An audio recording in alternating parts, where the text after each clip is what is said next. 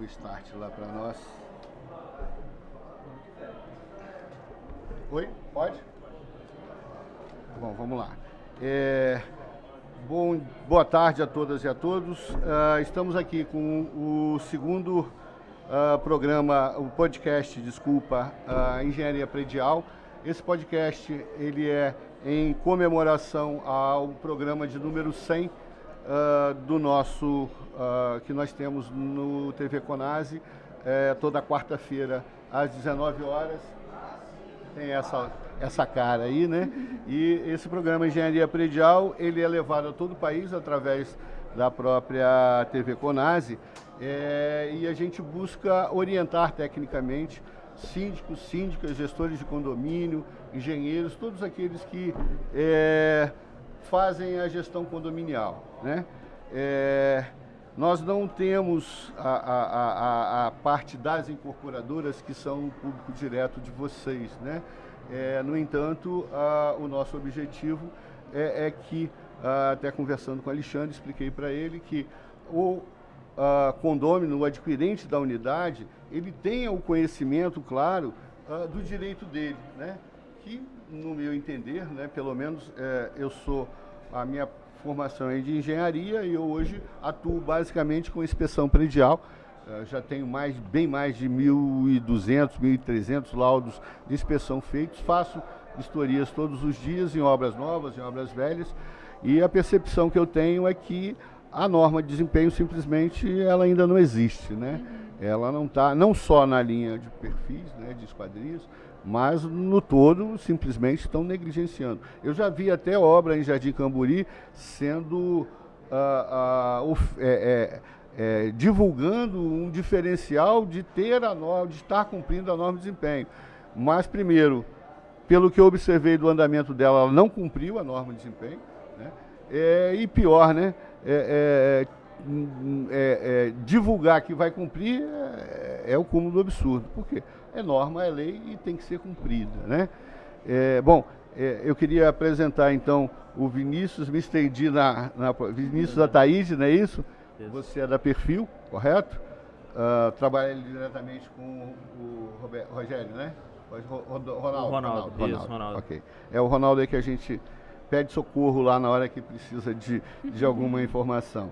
E a Tayara Seco, também da Perfil? Também da Perfil. Ok. Então, seria importante vocês se apresentarem, se quiser passar um currículozinho, fazer alguma divulgação da empresa também, não tem problema nenhum. E a partir daí a gente vai tratando aí das questões da norma de desempenho, mais focadas na questão das esquadrias, que é o foco de vocês, correto? Sim, beleza. Não, primeiras damas. Obrigada. Fica à vontade. Primeiramente, agradecer, né, o convite de vocês. Não é muito comum tratarmos diretamente com o consumidor final. Como você bem disse, a gente trata mais com incorporadoras e construtoras. A gente trabalha mais no anteprojeto, na parte de concepção do projeto, né? Sou engenheira civil, sou especialista em gestão de projetos, então atuo na coordenação da engenharia da Perfil Alumínio. Hoje nós trabalhamos, hoje não, né? A gente fez esse ano 30 anos, é uma empresa 100% capixaba. É muito orgulho estar fazendo parte dessa história. Trabalhamos não só com produtos de alumínio, assim, por se dizer. Qual que é o conceito, né, da Perfil? O Vinícius pode até explanar um pouquinho mais depois.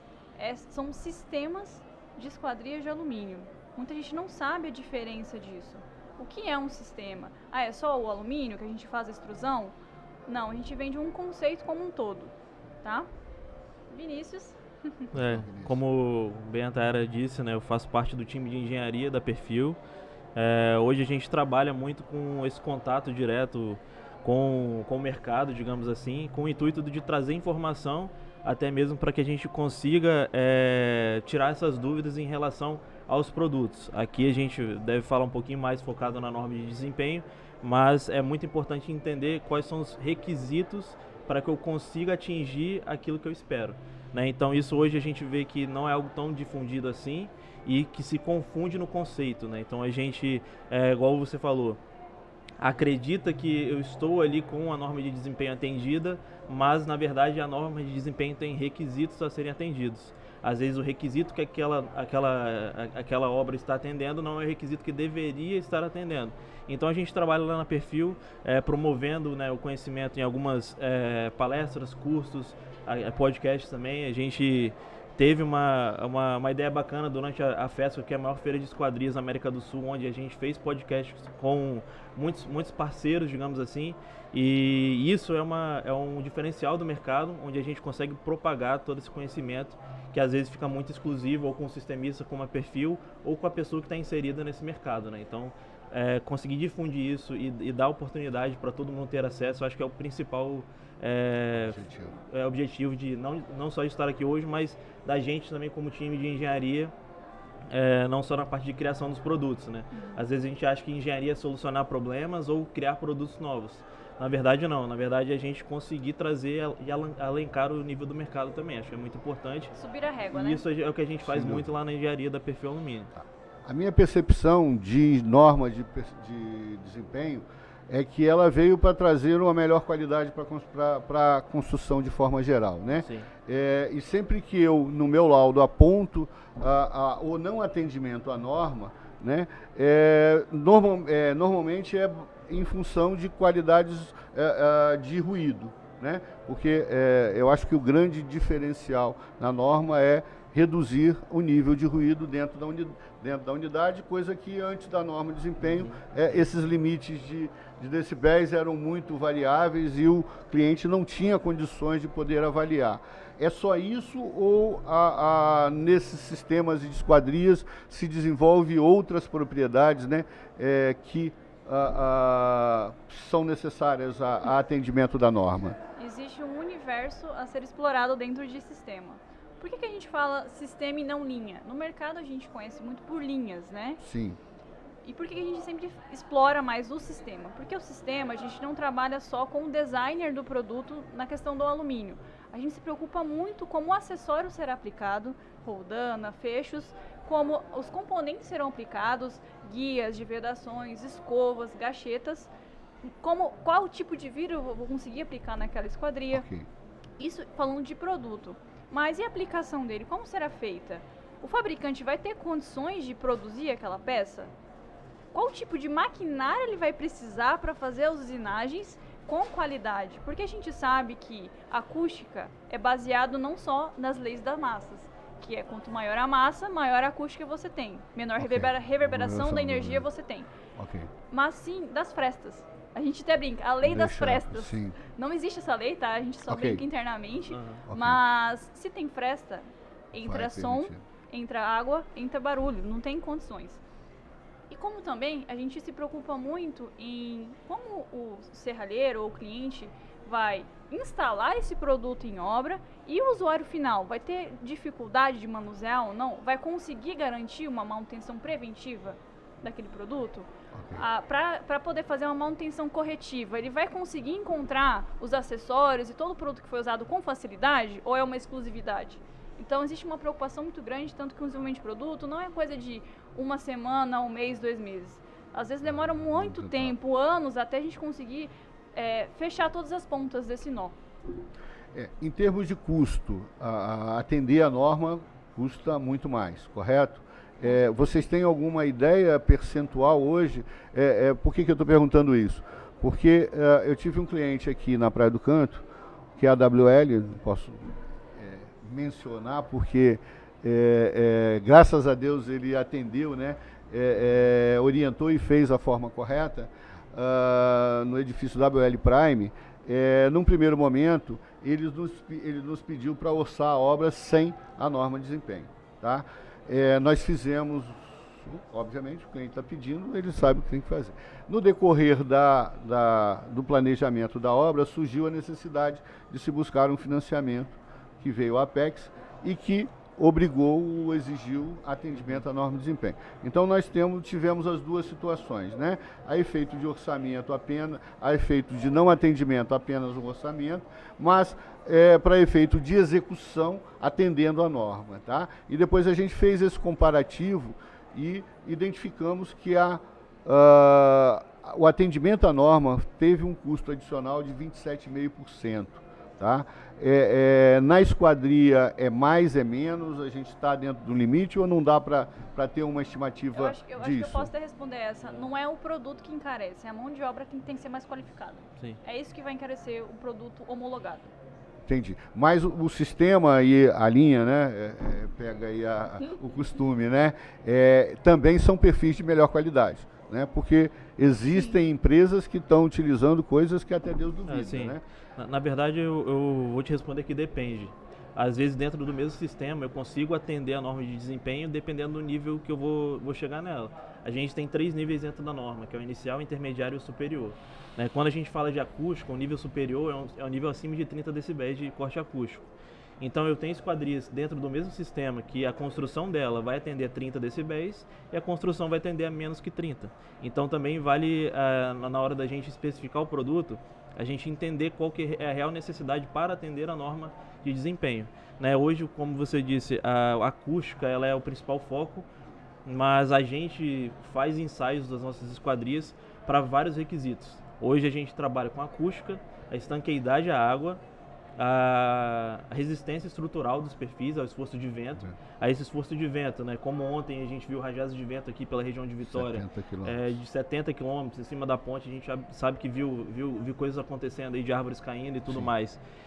São velocidades de ventos inferiores a que a gente ensaia as nossas esquadrias.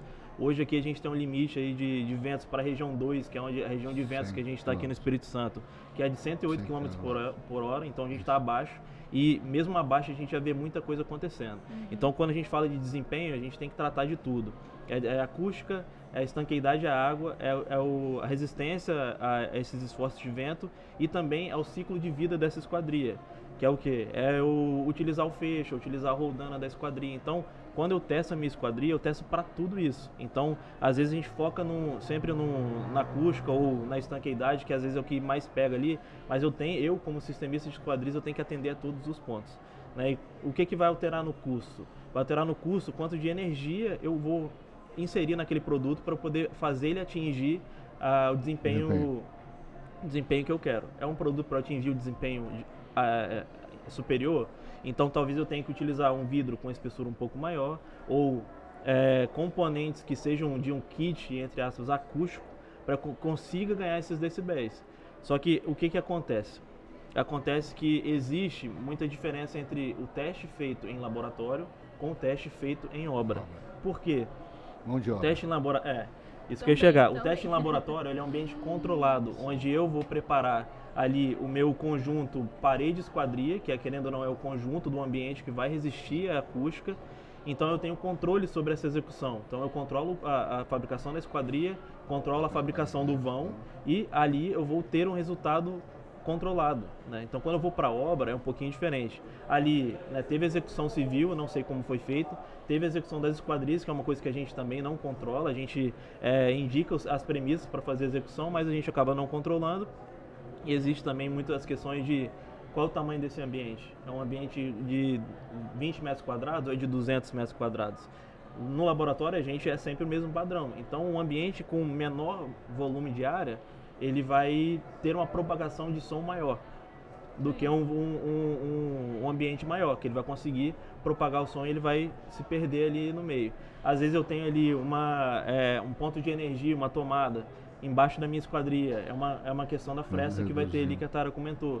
Então assim, às vezes o que acontece? Eu pego um laudo que a Perfil tem de acústica, especifico esse produto para uma obra, chego nessa obra, não atinge o mesmo desempenho. Por quê? Eu tenho que analisar todos esses pontos, o conjunto parede-esquadria, se eu tenho o tamanho da área do meu ambiente, se eu tenho pontos ali que vão me trazer frestas, qual que é a qualidade de tudo isso, e aí que a gente acaba se perdendo, né? Então, o que encarece a esquadria no final para atender essa norma de desempenho na parte de acústica ou de qualquer outro ponto que eu citei aqui, é essa energia que eu coloco e também essa qualidade de mão de obra que eu vou oferecer para esse produto. Que a cada dia está ficando pior. A cada dia. Mas uma curiosidade, a qualidade do vidro interfere ou somente a espessura? o conjunto completo. Conjunto então completo. hoje eu tenho vidros aí com películas acústicas, vidros, né, hoje muito se fala sobre vidro duplo, triplo, enfim, às vezes não é tão necessário isso, a gente sabe que às vezes a pessoa acaba colocando um vidro desse sentido, pagando caro num vidro assim, por uma questão mesmo de falta de conhecimento, porque ele realmente vai trazer um resultado bom, só que às vezes não precisa de tudo aquilo. Não precisa, exatamente. Vidro insulado também, que é o vidro com canal preenchido com ar no meio. Então a qualidade do vidro, assim, a escolha do fornecedor do vidro também é algo que precisa ser levado em consideração. Como eu falei, é um conjunto. Então é a pessoa que vai executar a parede, a pessoa que vai executar as esquadrias e a escolha do produto em si, que o vidro faz parte da esquadria. Então um não existe sem o outro. Então é muito importante a escolha. Na norma de desempenho, a questão térmica também está incluída, você sabe? Sim. Por que eu estou perguntando isso? Eu tenho 3 casos de contaminação de vidro. Tá? A lâmina que está entre o vidro, ela é VA, não é isso? EVA ou PVB. Isso. Ele foi de má qualidade, em 3, 4 anos, danificou totalmente, está todo pipocado, né? Nós já ajuizamos, inclusive, um dos melhores prédios, salvo engano, o melhor prédio comercial da Praia da Costa, vai ter que trocar dentro em breve, né? Só estamos aguardando o desenrolar da ação judicial, todo o vidro em função do comprometimento dessa contaminação que perdeu completamente e pior, né? Sem a capacidade térmica, ele acaba comprometendo as guarnições e nós já tivemos 3 ou 4 casos de vidros que caíram, né? Então, isso também é estudado por vocês nas suas análises. É estudado. Assim, quando a gente fala da 15575, que é a norma de desempenho, a parte 4 é o foco das esquadrias, né? Que são os elementos de vedação com movimento. Só que a gente não trabalha só com ela. A gente fala que ela é a mãe que rege todas as outras, né? Então a de vidro é a 7199. Lá você consegue destrinchar muito mais relacionado ao vidro. Isso aí. Esforços ao vento, 6123. Isso aí. Então toda... Você tem que ir agregando um monte de informações, porque senão, se for tudo numa norma só, ela fica lá de 1000 páginas. Sem dúvida. E não tem pra quê. A gente entende também que a 7199 traz muita coisa que a 15575 não prevê, mas também não tem necessidade de prever. Né? Entendi, porque remete a ela. Até próprio dentro da 7199, que é a norma de vidros, então que rege todo tipo de vidro ali dentro, eu tenho também citações a outras normas. A gente estava falando de vidro laminado. Eu tenho uma norma só de vidro laminado, que se eu não me engano o nome dela é 14795. Aí nela fala sobre vidros com bordas expostas. Eu tenho que ter proteção das bordas e tudo mais. Da umidade sem infiltração. Para evitar a contaminação, né, contato ali com reagentes químicos e tudo mais. Então, assim, a gente vê que as normas técnicas, elas são meio que enraizadas uma com a outra. Então, se eu procuro a 15575, eu vou ter lá mais N normas que vão depender para onde eu estou querendo seguir. Então, o próprio vidro é isso. Ele fala, e a gente sabe que o vidro dentro da esquadria, que a gente chama de uma esquadria encaixilhada, quer dizer que o vidro está totalmente por dentro da esquadria, protege as bordas dela. Então, mas é claro, se eu não executar ali o encaixilhamento correto, toda a proteção ali, até mesmo o encontro entre os perfis, que a gente sabe que tem que ter uma vedação ali com silicone neutro, alguma coisa assim do tipo. Se na vida útil da esquadria eu tiver qualquer falha ou eu não tiver manutenção dessa esquadria, eu vou ter ocorrências de que vai entrar água por ali, infiltrar perdão, e tudo mais. E com o tempo a gente sabe que isso vai fazer um efeito bola de neve. Então é algo que realmente tem que ser preocupado. E manutenção acho que é um ponto que muita gente acaba esquecendo, e inclusive nós mesmos como usuários, às vezes a gente não leva isso em consideração. Isso é inevitável, né? Nem o condomínio, nem o proprietário. Mas eu gostaria só de lembrar e ressaltar para quem nos ouve que essa discussão de onde foi o problema para efeito do condomínio, né, e do próprio proprietário, ela não é relevante, não que não se deva, né? Mas que a responsabilidade é exclusiva do incorporadora, né? Sim, então, o proprietário da unidade ou o condomínio só tem que buscar a responsabilidade da Isso aí. incorporadora. A incorporadora, se desejar, é que vai buscar a responsabilidade daqueles que o fizeram. Então, a gente tem essa situação bem clara lá. A outra questão é a fixação da esquadria na ponto que você colocou, né? A gente está cansado de fazer inspeção em prédios onde não se usou o contramarco, né? E o contramarco, no meu entender, ele é fundamental para a correta fixação e vedação da esquadria, correto? E atendimento por consequência da norma. Isso aí. Com certeza. O que a gente encontra muito, né? A gente é acionado às vezes só para poder gerar um laudo também de inspeção de filtrações entre a esquadria e na parede, geralmente nos cantos, né? Sim. A falta da verga e contra-verga. 90% é porque não teve o contramarco, ou teve o contramarco e não teve a vedação do contramarco antes de instalar a esquadria. Não, e a falta da verga e contra-verga também é extremamente comum. Fissurou, ela vai infiltrar ali, né? Aí a pessoa acha que é a esquadria que está vazando, quando na verdade é a fissura ali. É a parte civil, né? Exatamente. Por baixo. Exatamente. Né? E quando a gente fala em vedação também, a utilização do contramarco ela é imprescindível, né? Só que assim, a gente tem que entender que a minha vedação, ela tem que ter um escoamento de água. Então eu tenho que instalar o contramarco pensando também que a água, inevitavelmente, ela vai entrar ali. Buscar um caminho, só que né? ela tem que sempre buscar um caminho para que ela seja escoada da forma correta. Então, às vezes, o que acontece? É pela própria esquadria ou pelo próprio contramarco? Pelo contramarco, não. É pela eu tenho que esquadria. evitar com que ele entre por baixo do contramarco para que ele fique Você já não tem concentrado mais na onde esquadria. recolher ela, Isso né? aí. Só que às vezes a gente entende assim que a fixação até do contramarco com a esquadria, ela não é feita de uma forma adequada.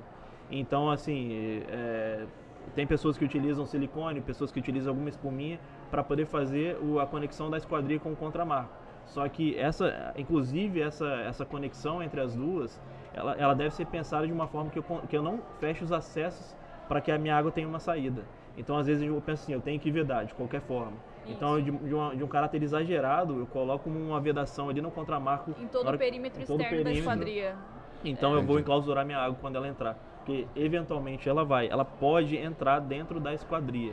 Porque dentro da esquadria ela pode ficar enclausurada, ela não pode ficar entre a esquadria e o reboco, a alvenaria, porque aí ela vai buscar o caminho dela, né, e comprometente. Quando a gente faz ensaio, você vê nitidamente em vídeos que a água fica empoçada no trilho. Isso pode, né? No ensaio isso prevê esse tipo de acúmulo. Então, a esquadria tem que ser capaz o suficiente de escoar após o cessamento da chuva. Então, assim, não pode respingar ou entrar, como você falou, por baixo da alvenaria. Isso não pode acontecer. Ok. Numa questão polêmica, né, mas eu tenho sido demandado por empresas grandes que produzem esquadria de alumínio, né, com, vamos dizer, denúncias, né, de que grandes empresas estão fabricando essas esquadrias dentro de canteiros de obras, né? Vocês acham possível que no sistema que vocês desenvolvem esse tipo de esquadria pode ser executado dentro de um canteiro de obras, onde tecnicamente, teoricamente, você não tem equipamentos adequados de precisão?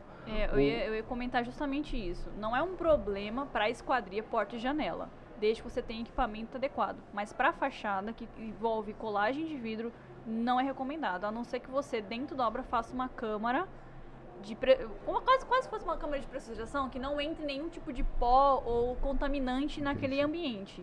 Entendeu? De obra, qual é o que mais tem? Exatamente. Então, como é que eu vou controlar isso em uma obra? Quando eu construía, já há muitos anos, as pessoas brincavam aqui que as minhas obras eram as mais limpas, né? Mas é porque eu tenho ainda uma alergia absurda, né? E aí eu tendia a exigir muito a limpeza de obra, mas inevitavelmente, se você passa um dia... Sempre tem, não tem como. Vem, né? E eu acho que nós já tivemos problemas demais há tempos atrás com essas empresas profissionais que se diziam capacitados a produzir dentro, e pelas informações que eu tenho, tem outras grandes empresas hoje fazendo exatamente a mesma coisa, o que muito provavelmente vai gerar esquadrias cheias de problema, né? Mas é pagar para ver, né? Exatamente, é uma responsabilidade que a incorporadora ou o consultor está assumindo.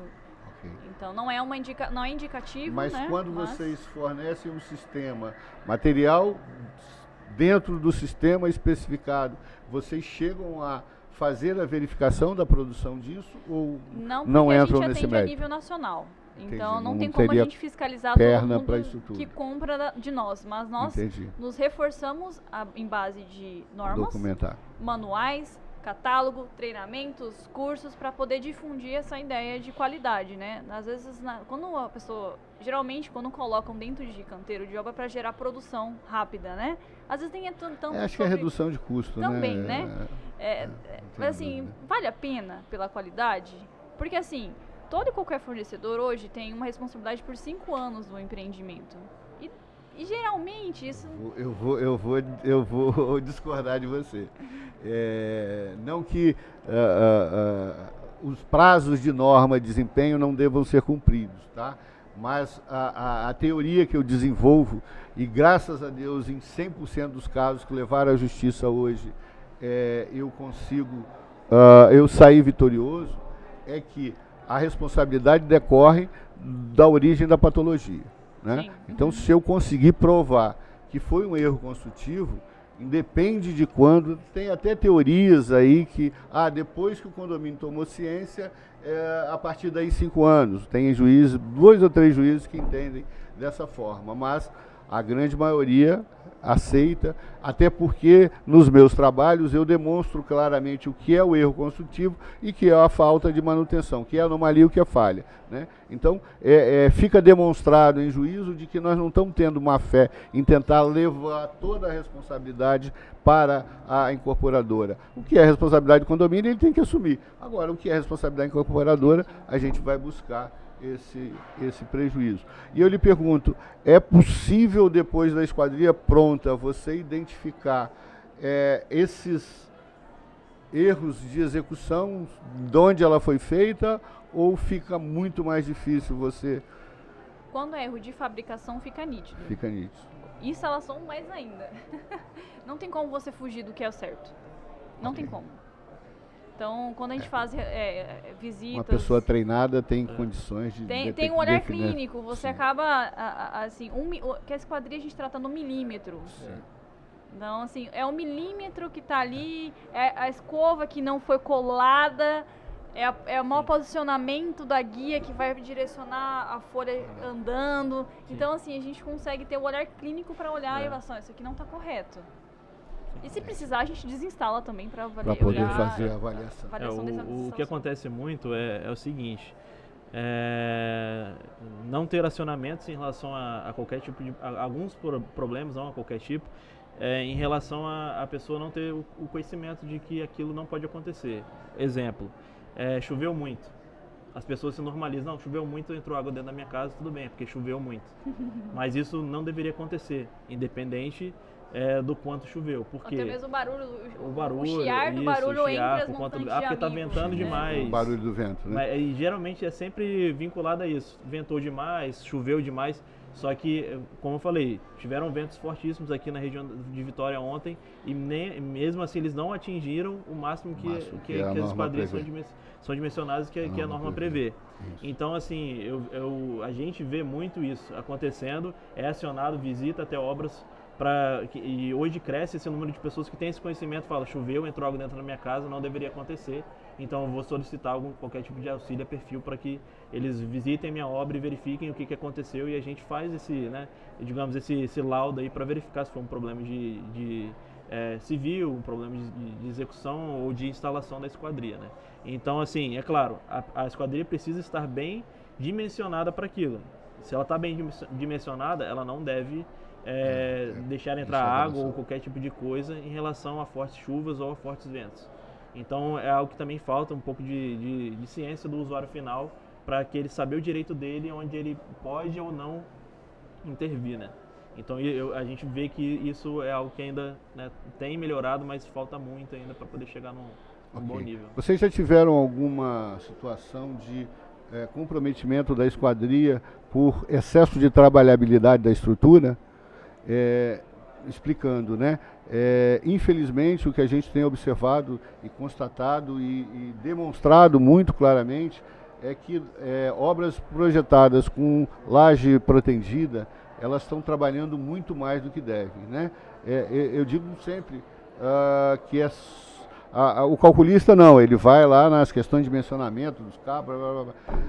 Mas a minha percepção é que é sempre o problema da falta da viga de bordo, tá? Sim. Externamente, né, que é onde a esquadria vai mais dar problema, né? Não se tem o cuidado de fazer uma viga de bordo para evitar esse excesso de trabalhabilidade. Aí há uma fissuração muito grande, tanto dos elementos de vedação, né, quanto das próprias esquadrias. Sim. E que provavelmente devam estar comprometendo esquadrias em função desse excesso de trabalhabilidade, correto? Sim, sim. Assim, eu gosto muito dessa área de estruturas, né, inclusive eu me encaminho para ser um especialista de estruturas, estou fazendo especialização, e o que eu me deparo durante, né, essa especialização é que a gente tem limites, né, tanto de deformação quanto de tensões, e que acaba sendo permissível no mercado ele deformar, ele não pode quebrar. Então é o famoso entorta, mas não quebra. Então tem limites da norma, tem né? limites, só que a gente sabe que o limite de deformação ele não é tão exigente, ou digamos assim, não é tão, muito entre aspas aqui, importante quanto de tensão, que é onde eu vou ter o colapso da minha estrutura. Então, às vezes acaba tendo vista grossa nesse sentido e tudo mais. Isso é sobre as estruturas e aí acaba vindo no que você comentou sobre a viga de bordo, que às vezes ela é negligenciada, né? Então, assim, para as esquadrias, a gente costuma ser acionado em questões de deformações, principalmente em relação a fachadas.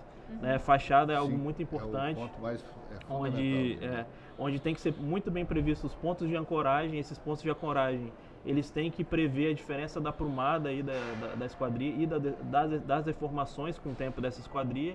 E o principal que a gente vê que às vezes não é tão bem executado, agora saindo um pouco mais da parte estrutural civil, é em relação às emendas da esquadria. Então eu tenho que entender, o alumínio ele vai deformar termicamente ou por questões de carga. Então eu tenho que deixar um espaço e uma fixação adequada para que ela tenha essa deformação. Então às vezes que nós somos acionados para questões é porque esses pontos de ancoragem que servem para a movimentação da estrutura e os pontos de junção que servem para a dilatação térmica dela, eles não são bem previstos. E aí a gente começa a ouvir a estrutura tendo problemas, instalando e tendo problemas de trinca ou de quebra de vidro. Então são os principais problemas que a gente somos acionados para poder ir até a obra e verificar o que está acontecendo. Então é uma coisa junto da outra, né? A estrutura e também esses requisitos das esquadrias. Vocês desenvolvem o projeto da esquadria, certo? Ou nem sempre? Não, o que acontece? Só o sistema para entregar. É o sistema, exemplo. Aí eu lhe pergunto, desculpa se te cortar, mas só para concluir o raciocínio. Vocês recebem junto ou exigem um projeto de fachada para estudar? A gente não exige nada. Então, assim, o que acontece? Muitas vezes, quando é um empreendimento de grande porte, alto padrão, médio padrão, geralmente tem um consultor de esquadrias ali inserido. Quem é esse consultor? É ele que vai fazer Normalmente é o fabricante? Não. Já é uma terceira pessoa. Sim. É uma terceira pessoa que vai fazer a fiscalização do fabricante. Aí sim, essa pessoa que fez o projeto, ela vai fiscalizar. Muitas vezes não contrata a fiscalização tanto de fabricação quanto de instalação. Onde que entra a nossa parte? Colaborar com esse consultor com informações de técnicas daquela esquadria que ele precisa para atendimento de norma, atendimento da região, enfim, da aplicabilidade. Ou até mesmo trazer soluções que hoje não existem no mercado. Às vezes tem uma obra tão complexa, por exemplo, o TAG, a gente foi acionado pelo consultor do TAG para poder analisar como estava a fachada, porque é laje de viga protendida, enfim, tem toda uma questão. Então teve nossa participação com isso. Né? É mais ou menos assim que a gente atua. Pena que você falou o nome, senão eu ia fazer um comentário. Mas eu vi coisa ali que até Deus duvida. De longe executando a fachada, né? Pintando a lajota sem rebocar, sem nada, né? Como tem muita gente que faz fachada em ACM e deixa a lajota exposta lá, que a umidade vai arrebentar ela na sequência, né? Não nem demora muito, mas infelizmente as pessoas não têm muito juízo. Eu acho que não é nem falta de capacidade técnica, é falta de juízo mesmo, porque que vai dar problema, isso não tem a menor dúvida, né? E eu estou comentando a questão de projeto de fachada, que dos mais de 1.200, 1.300 laudos que eu já fiz, eu nunca vi um empreendimento que tenha um projeto de fachada, né? E a gente tem um caso clássico, né?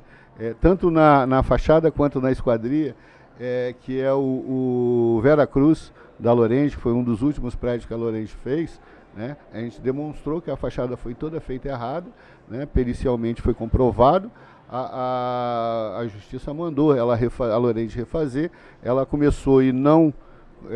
demonstramos que ela não tinha capacidade, se colocou outra empresa lá, né, para refazer a fachada, mas exatamente sem nenhum, de novo, repetindo o mesmo erro, sem nenhum projeto de fachada, né, o que vai de novo gerar problemas. E com relação à esquadria de alumínio, chegava a ser desesperador, né? Era perfil de linhas diferentes emendadas, tá? Era perfil de alumínio pintado no pincel.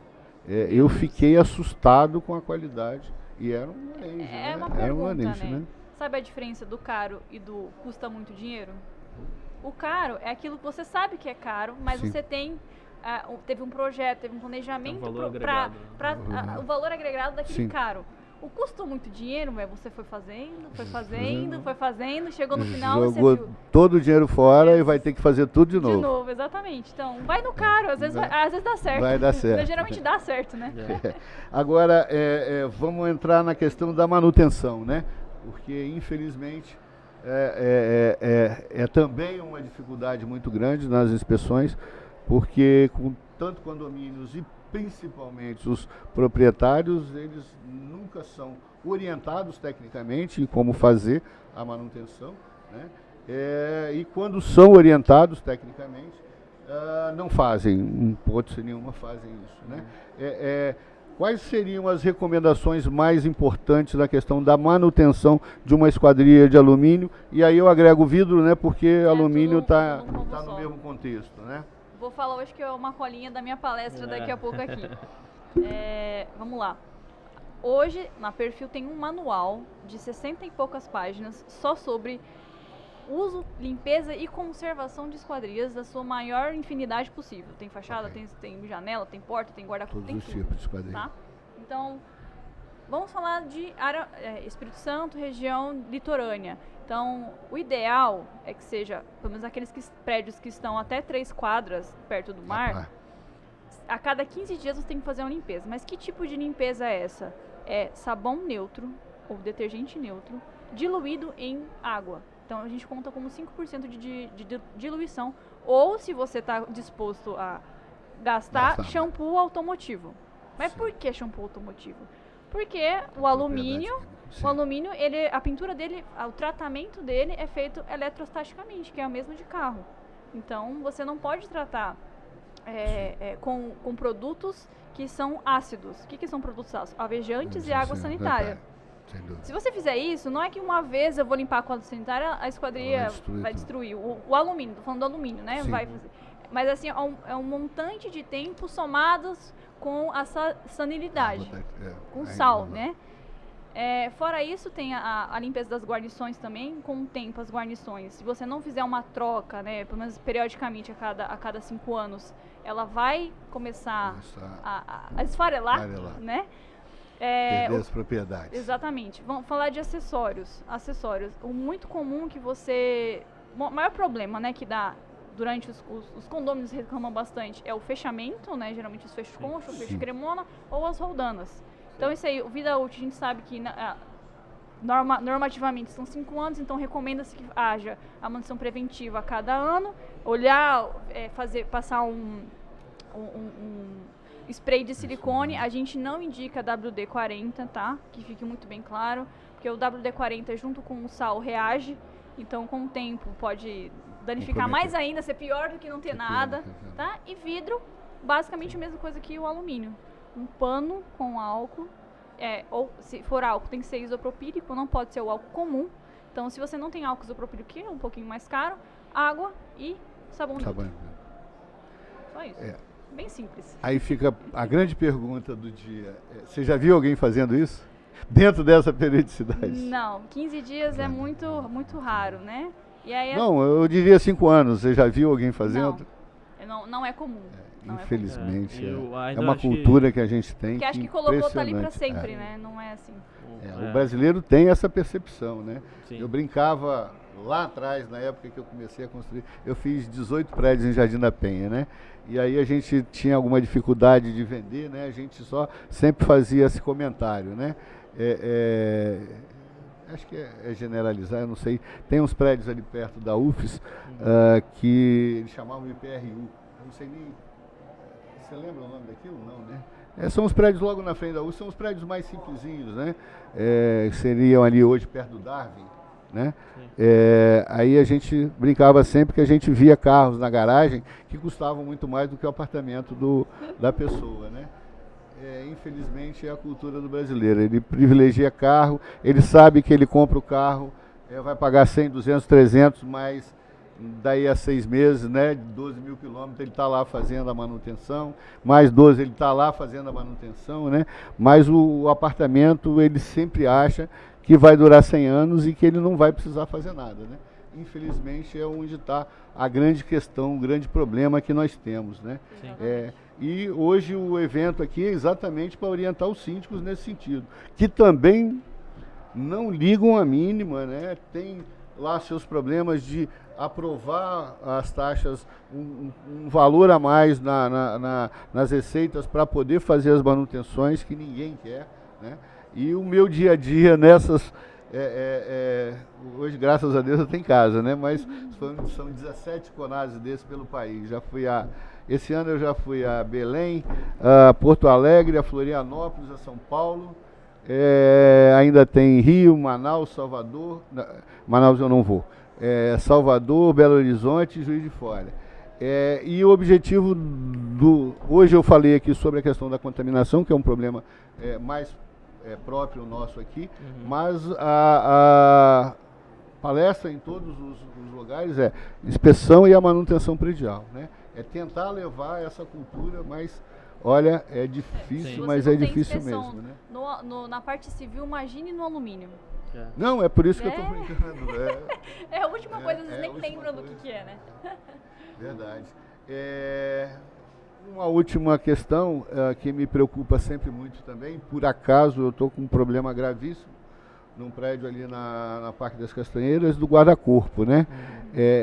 Raramente se faz os testes, os ensaios necessários para comprovação, né? E inclusive deveria ser entregue junto, por norma, né? Junto com a entrega do prédio, isso, o manual do proprietário, os testes que comprovam que o guarda-corpo atende às normas, né? Mas infelizmente isso tem sido negligenciado demais, né? E eu estou com um prédio,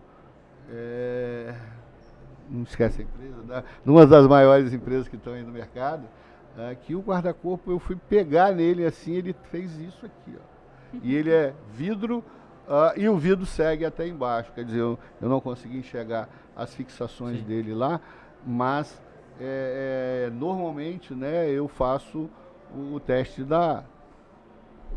de empurrar e é comum a gente ver isso mal fixado, né? Explica para mim, por favor, qual é a obrigação da incorporadora e como deve ser feita a correta entrega?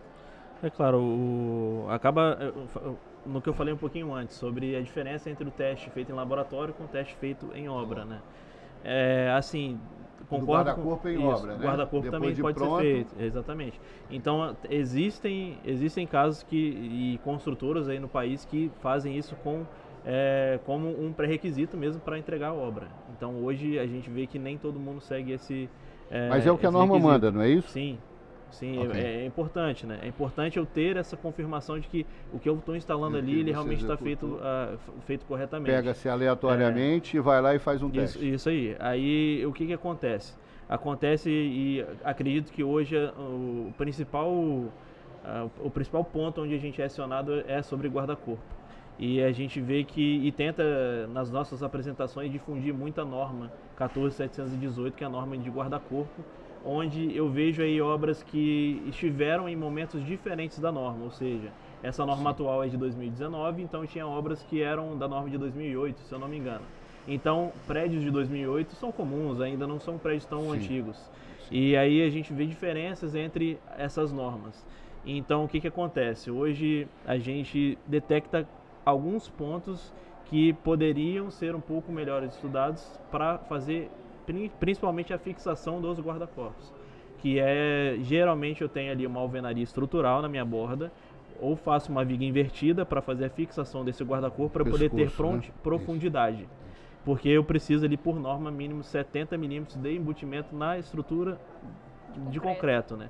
Eu falo concreto assim, mas pode ser qualquer outra alvenaria estrutural, não pode ser uma alvenaria só de vedação.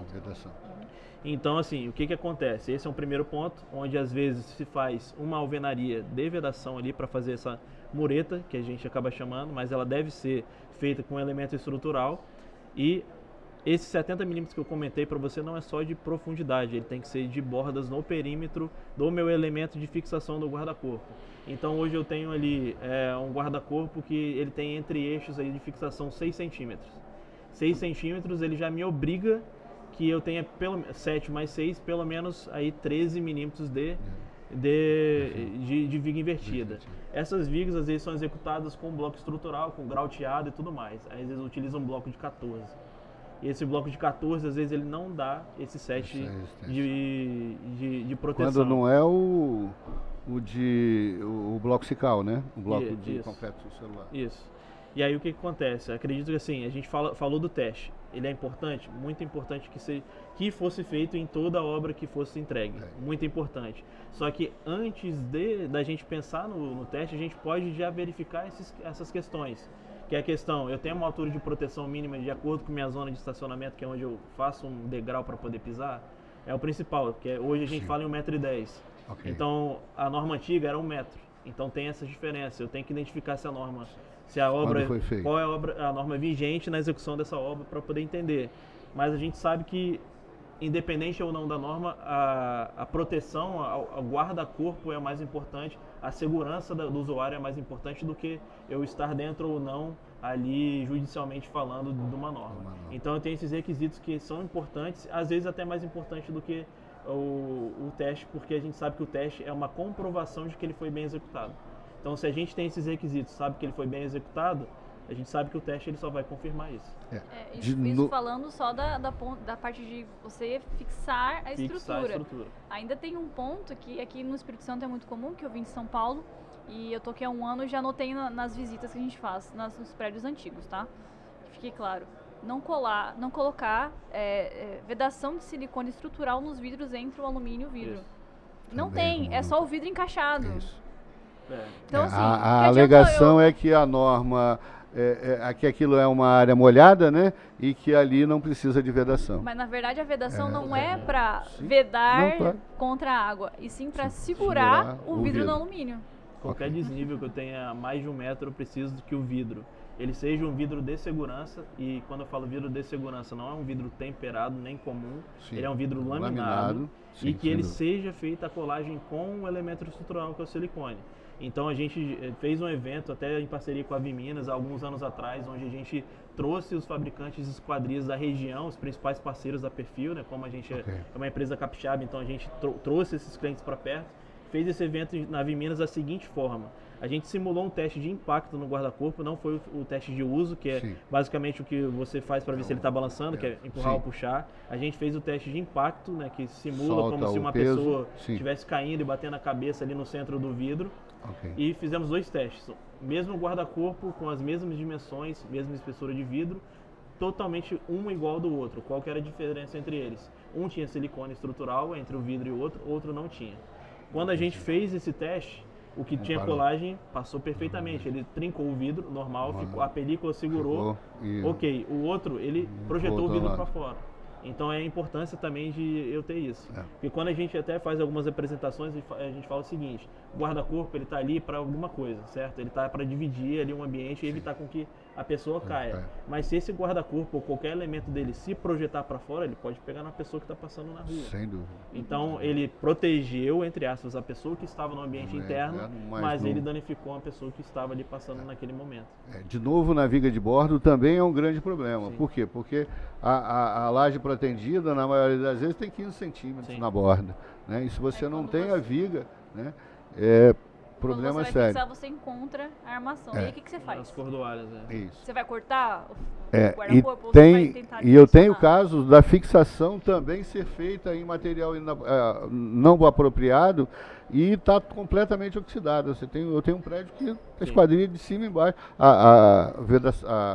o peitoril de cima e embaixo, o gradil está praticamente solto. Por quê? Você tira a fixação, ela está completamente oxidada. Existe Encostou com aço. Uma liga e uma têmpera específica para alumínio estrutural.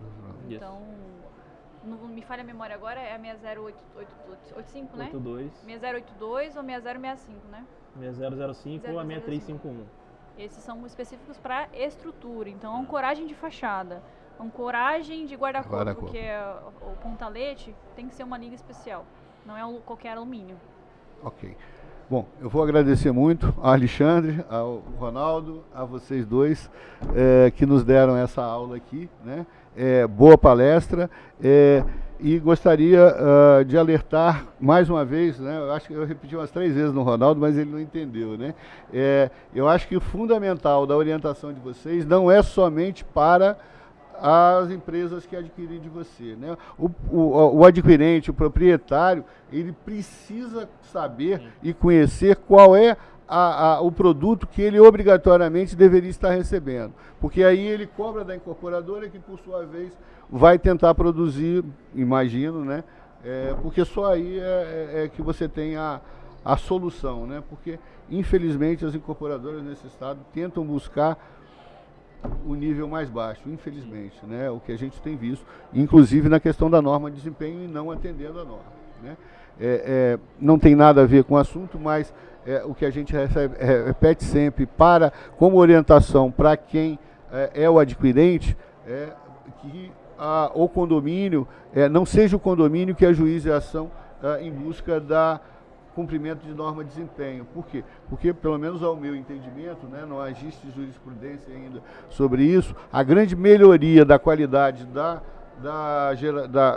construção é para a unidade privada. E se é para a unidade privada, então cabe ao proprietário ou uma associação de proprietários buscar essa responsabilidade da incorporadora. A gente orienta sempre nesse sentido, né? Mas demanda sempre muito tempo, muita disposição e muitas das vezes vou aceitar isso aí ficando com prejuízo, tá bom? Então, mais uma vez, obrigado pela atenção de vocês e uma boa palestra. Obrigada pelo convite, estamos sempre disponíveis para qualquer dúvida. Uma hora vamos marcar para fazer o programa, acho que o Ronaldo já fez um com a gente, mas é sempre importante levar essas informações a todos, tá bom? Obrigado. Um abraço. Muito obrigado. Okay.